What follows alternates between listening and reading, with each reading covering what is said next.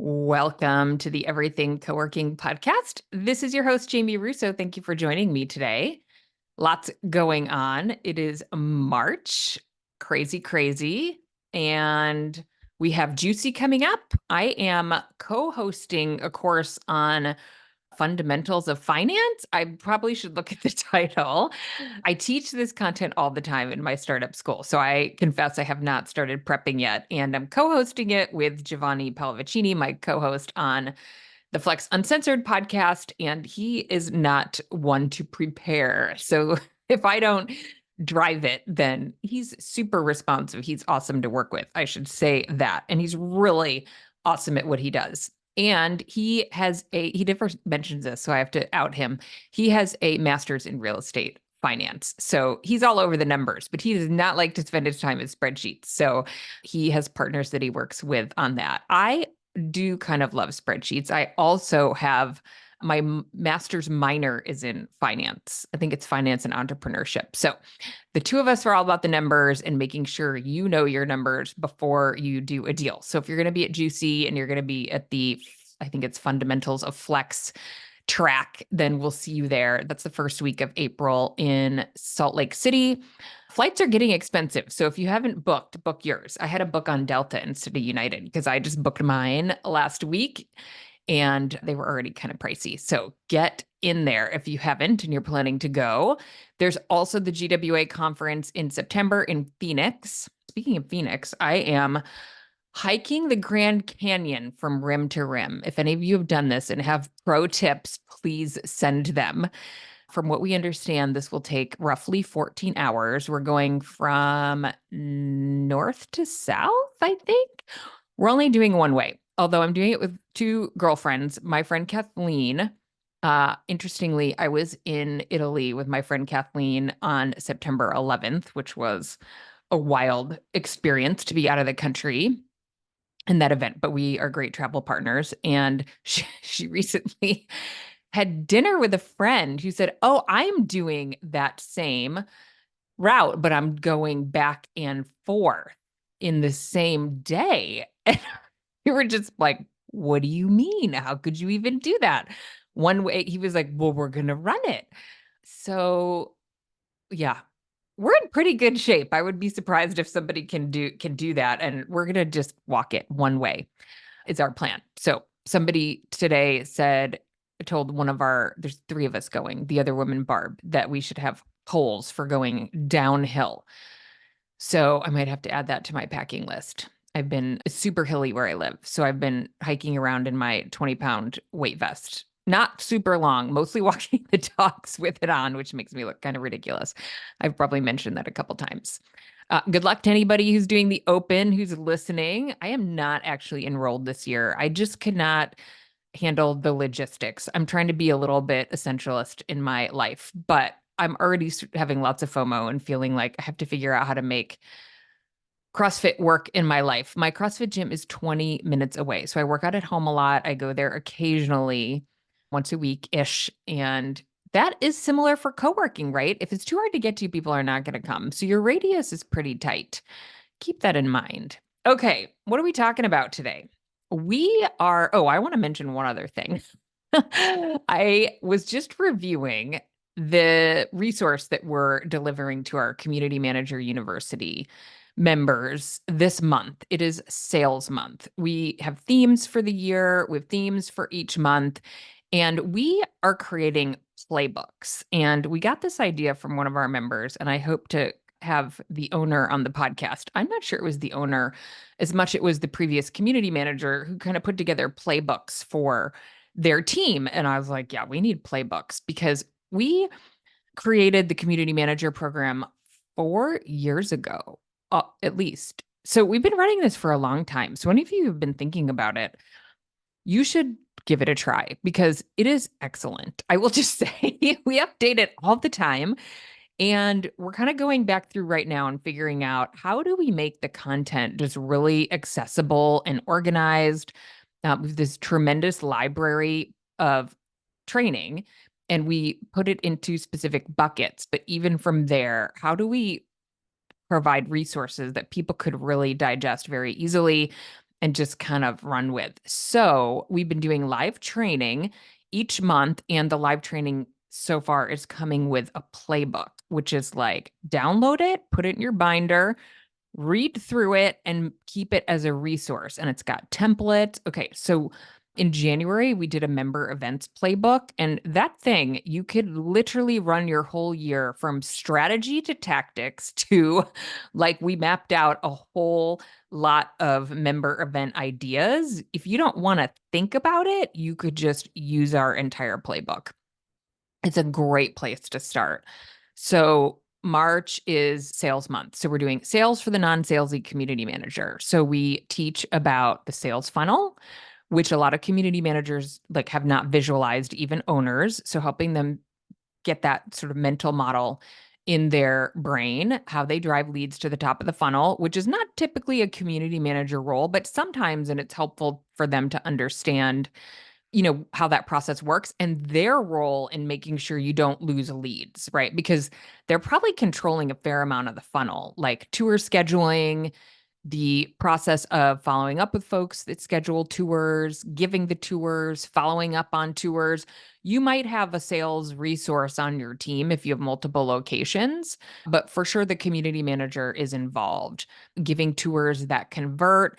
And we spend time talking about really how to deliver a great tour. We might think this is sort of intuitive to really good community managers, but like anything, if you're intentional, you can have higher conversion rates, and potential members will be able to tell who's intentional and who's like, it'll reflect your brand. So what to ask at the start of the tour. We are not overriding your tour script, by the way. We're very careful about that, but and I will I'll start moving through these, but strategies for closing a sale, raise your hand if you've trained your community manager on how to close the tour, what questions to ask, what approaches might work for closing. So we have a number of different closing strategies and phrases that you can use at the end of the tour. We have scripts for following up.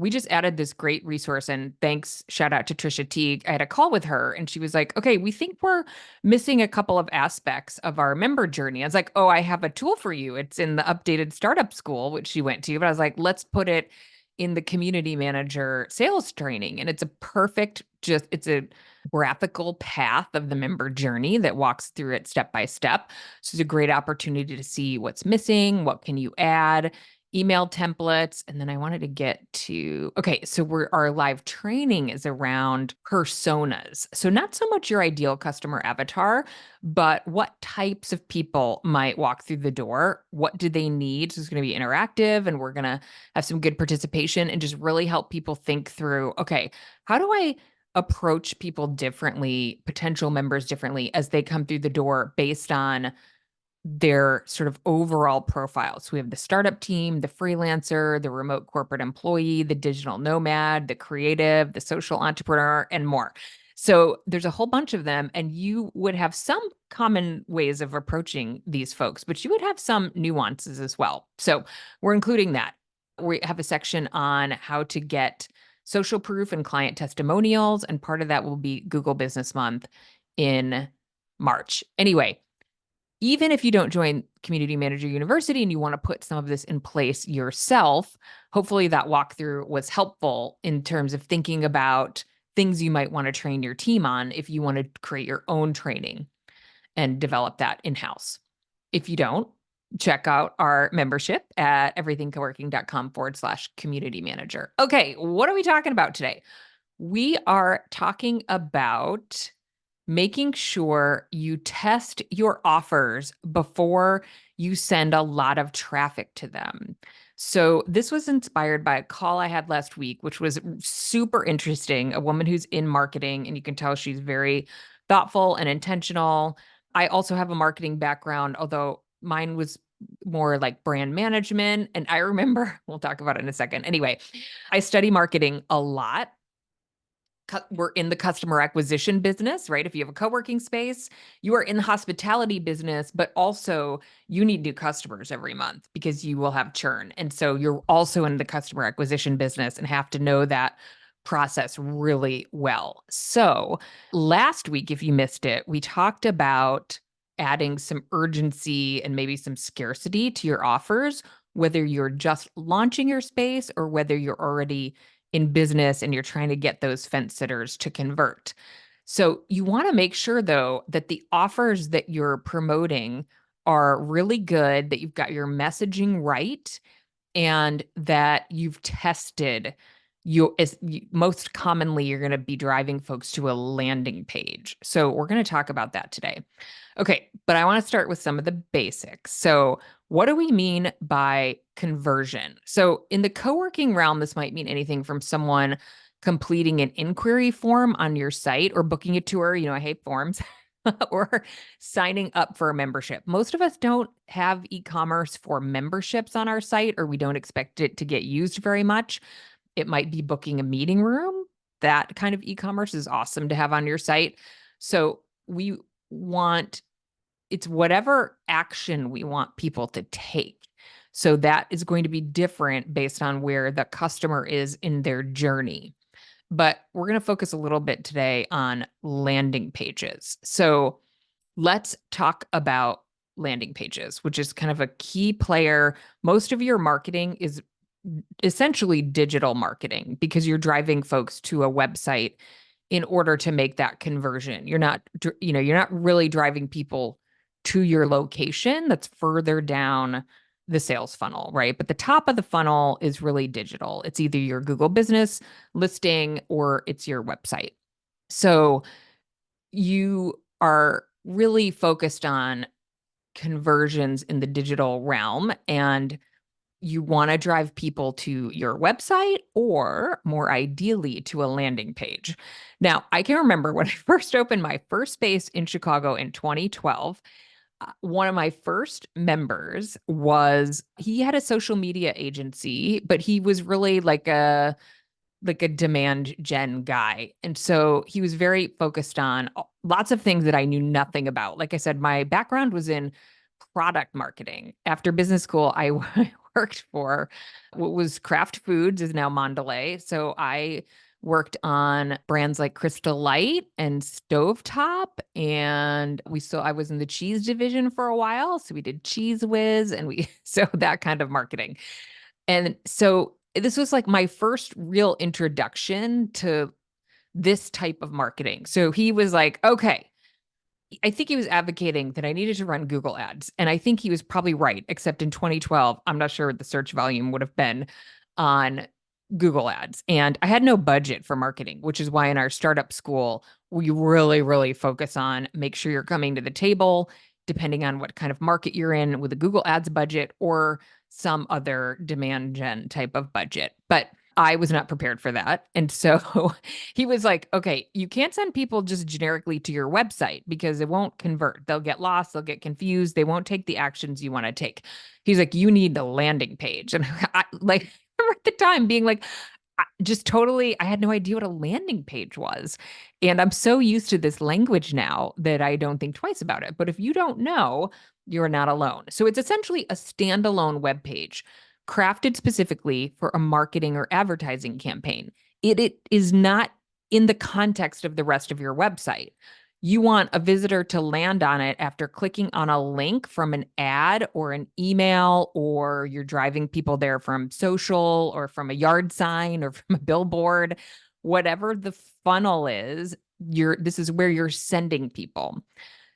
So the goal here is really focused. You want the visitor to take an action, which is usually booking a tour for us, or it might be signing up for a free day pass, or it might be booking a meeting room, whatever you're trying to accomplish with this campaign. So I want to share, for those of you watching on YouTube, I'm going to share an example from Haven. Thank you, Felicia, in advance. I know she's running ads, and I knew she would have landing pages because she works with Ruben, and Ruben requires landing pages, and because he knows that they work. So if you Google meeting rooms in Darien, Connecticut, you will get the landing page for Haven. Let me show this on my screen real quick. for those of you watching on YouTube. And I'm going to just walk through it real quick because I think it's that important. Okay. Do you see any navigation? No, you do not. There is no navigation. You cannot click on the Haven logo. You cannot click on About Us. You cannot click on Blog. You cannot click on anything except booking a meeting room. Okay, so Darien is outside of New York City and has had a lot of meeting room demand, especially post-pandemic. So people don't have to go into New York City. They can go to Felicia's gorgeous space, look at these photos. So this landing page, and I'm not going to spend a lot of time on, I'll spend a little bit of time on sort of the key elements of a landing page, but you're probably going to hire somebody like a Ruben to tell you what you need on a landing page. Lots of beautiful photos, a description with keywords, and she also is cross promoting dedicated desks and private offices, but it says contact us to book. So she's letting them know we also have these things, but you got to go find our website and do this, separately. So she's got a variety of photos of different types of meeting spaces, which is awesome. This is not the fanciest page you've ever seen. It's designed to convert. So don't judge it on aesthetics. This was really designed to convert. So some benefits, and then there's a singular button, which is pricing and availability, and you have to fill out a form. Now, I would like them to be able to book this directly through Office R&D, which I know Felicia uses. There's probably a reason for this, which is that they're trying to track. So, or maybe you get, let's see what happens when we do this. Maybe I get access as soon as testing. As soon as I send this. You should not test because it'll make the team crazy. Okay, perfect. So this is brilliant. I have punched in my contact info. So now the Haven team can follow up with me, but I can also book directly. So yes, I am going to be able to book directly. Ruben thinks his Google ad got a conversion, so I have to tell him to change that. And my screen share is making this move really slowly, but you can see this is like really, really focused on meeting room conversions. So book now, which I can do right here on this page, which is awesome. There was no navigation to anything else. And they collected my information, which is also amazing from a sales funnel perspective. So now they know I'm interested and they can follow up with me. Okay, so just really quickly, I've stopped sharing now for those listening. What are the hallmarks of an effective landing page? Here are some best practices. You want clear and concise headlines. So you want to instantly communicate the value of whatever you're trying to get the conversion on. Private offices, shared offices, dedicated desks, meeting rooms. You want a compelling call to action. We talked about there was only one call to action on that page. And that was to get me to click the button to get availability on the meeting rooms and to collect my info and then let me book immediately if I wanted. You're going to focus on benefits over features. So highlighting how your space solves problems or your meeting room or how it enhances your meetings or whatever it is that you're selling. You want to use high quality imagery. We talked about how Felicia was really showing off her space with visuals that showed how gorgeous her and professional her meeting room spaces are. Yours might not be that. Yours might be like quirky and creative or full of plants or whatever it is that is right for your ICA, but make sure you show that off really well. Social proof. I don't know if I noticed any testimonials on that site, but that might be important if you're selling memberships. Making sure it's mobile friendly. Definitely do this test. If it's not mobile friendly, you're going to lose half of your traffic or more. And then a fast loading page. That is a really big deal. And I want to talk about, I don't want to go totally out of order here, but you want to make sure that page is performing before you drive traffic to it. So you might do an organic test. You might put a little budget behind it, but you're not going to blow out your budget until you see if it works. So we do landing pages all the time. So we have a landing page that's up that's promoting some resources that we have that are free. And I will tell you, it tanked. I'm still working on it. And so we go through this checklist of like, why is it not working? I think it's the messaging, and the messaging is really hard, right? Meeting room messaging is pretty straightforward. So that is probably requires less testing. But our theory on our landing page is that our messaging is not compelling. It's not specific enough around the benefits to get folks to opt into this free resource. So we're working on it. But we went through this checklist of, okay, is the imagery confusing? Is it loading slowly? And guess what? It was loading slowly. Janelle on our team was kind of going through this checklist because she is a little bit of a landing page expert. And so she came back with a list of things that we needed to get updated with the team that we're working with to do this project. And they had to fix some of the issues that were keeping the page from loading quickly because people are really impatient and lazy and will just completely give up on you if it takes more than like an instant for your page to load. So that's super important. But let me tell you, I'll just kind of go down some details right now about this landing page that's still not working. We were running promotions to it. We were spending some money on it, and it was converting like not at all. It's a total disaster. You have to be in the experimentation mindset. It is hard not to take these things personally, but you cannot get emotional about it. You just have to say, well, okay, why isn't it not working? Put your sort of, science scientist hat on and just kind of go through the checklist and keep tweaking and keep testing. And sometimes it's not, I tend to get into the mode of thinking it's not beautiful enough. I really love beautiful landing pages. Guess what? Doesn't matter how pretty it is if it's not convincing someone that what you have is what they want. So we just pulled all the funding for this page until we can get it to convert from organic traffic. So no more money spent on it because the team involved in the project spending a lot of money trying to get this to get inbound leads, and it wasn't working. And we were paying an agency to do the landing page. So we're still working on that, and we're going to get it to work, and we're going to then recommit our funding. But this is really important because I think people tend to want to do all of the stages at once, which is okay, especially if you're launching and you have an empty space or you have something that's not selling well, like dedicated desks, for example, and you want to go hard at getting dedicated desks to sell, or even meeting rooms. Like, you know what? You know that demand is out there and you really want to pursue it. You should still go through the phase of assuming everything's a draft, test it, make sure it converts with a small amount of funding or a small amount of traffic, and then go. If you use every available channel to drive traffic to this, you're sort of wearing them out to some extent, right?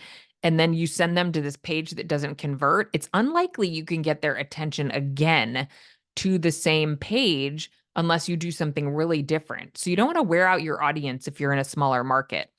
So if you're running Facebook ads, keep your budget small to start with. Google ads. If you're doing organic traffic, do not go out to all channels at once. Go to a channel at a time and then look to see how that page converts.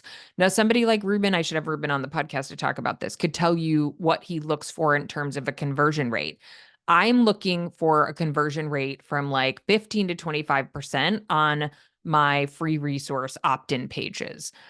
So we just did a funding course that some of you might have been on. So we had an opt-in page for that. And it was at the same time that I had the fail going on. So I was nervous about this page and I spent a lot of time on the messaging and the formatting, and that page converted very well. And I simply used a template from the landing page app or software that I use and just updated it. But I used the elements of the page that I know work from other successful landing pages that we have. And it's fairly simple. And I didn't spend a lot of money on it.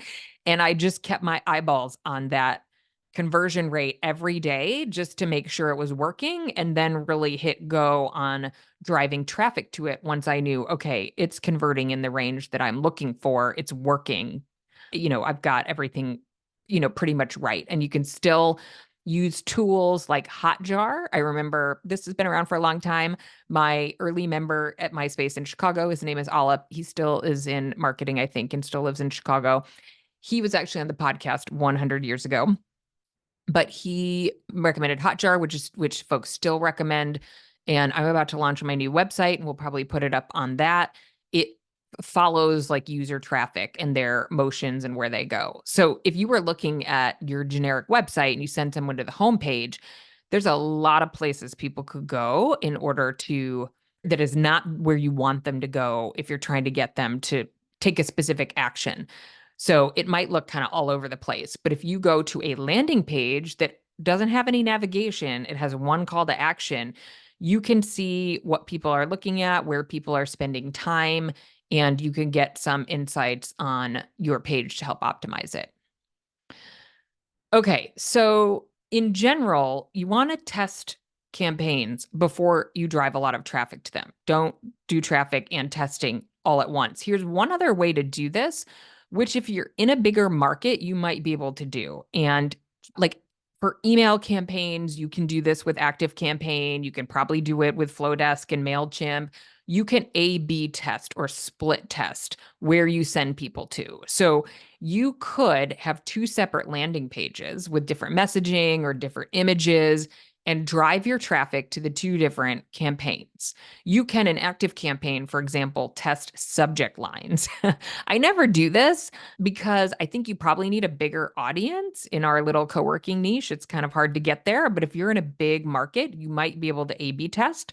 It's also probably just a good marketing concept to understand in case you can find ways to do that where it makes sense. So a big agency would always do this for a bigger company that has a huge audience and enough people to really get sort of significance around the outcome. You may not have this. I often don't have it either. It's like retargeting. If you want to run a retargeting ad in Facebook, you need 1,000 views on your website in order to do that. So sometimes that can happen quickly for something as specific as a landing page. That in a smaller market, that might take time to build. And so running retargeting or A/B testing can be harder if you have a smaller sample size. But if your sample size is big enough, you can try to split test and see which messaging is working better at the same time. So instead of testing one and then the other one, you can do them at the same time, which is great. So think about that, A/B testing.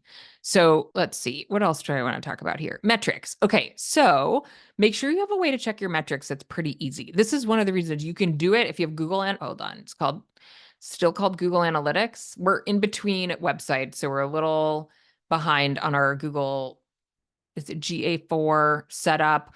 So we use landing pages that are not on our website generally. Some of them are. So they have their own analytics, which I find to be helpful. You can add Google Analytics on top of it. But whether you're using your website, make sure you have Google Analytics set up or some analytics if you're using some other web landing page technology so that you can see, okay, how much traffic am I getting to the page? What does my conversion look like? You want to make sure you're having enough traffic so that the conversion data looks accurate. If you have 10 people show up to your landing page, your conversion data is not going to be very meaningful. You need a pretty good sample size. It's hard for me to say what exactly that should be, but I would say over 100 to make sure that that data is significant. So, and even 100 may still only be kind of directional. So you really want to make sure you're monitoring the traffic and the conversion rate. And if you're running ads, the cost per lead, conversion ad, and return on ad spend. This is not a podcast about ads, so I'm not going to spend a lot of time on that, but just make sure you're tracking and monitoring it every so often, which can be hard. So I would add a tip here. If you're an independent operator and you want to do some of these things, get an accountability buddy. Put this on your weekly meeting with your community manager or pay somebody to help you with this because it can be really hard to keep up with these. I'm running podcast ads to my podcast right now, and I don't look at those metrics as often as I should. I'm sure that ad needs to be updated, and I have not gone back in and looked at it because I'm spending time on landing pages and other things. And those landing pages, my team and I look at them. So we look at the analytics and we make the changes so we know. So that's my accountability. So it's hard to, do all of this on your own if you're independent. So you can do all of this on your own. It's an awful lot to learn if you've never created a landing page and thought about any of these things. So it's probably worth outsourcing. You can find resources on Upwork who do things like this and can help look at the analytics for you. And that may be a good way to create some accountability is to have like an once every 2-week check-in once things are up and running, it might be something you need to do more often. To start with, maybe you have a member that does this work who really understands your business and is in the space and could have a check-in with you even more often, which could be great. Just don't do a trade with them. You pay them, they'll pay you.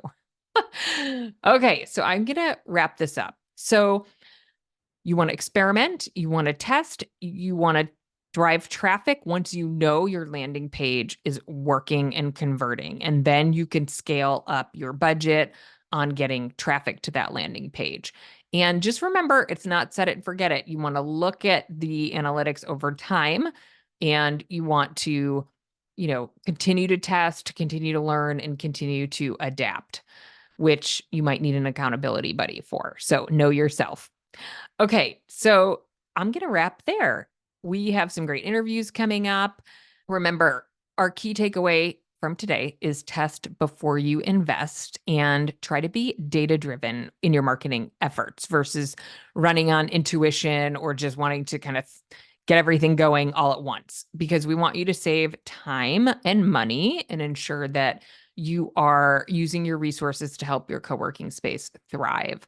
If you have some stories or lesson learned from testing your own marketing strategies, because this is how this topic came up, was talking to one of our startup school students who had some awesome insights.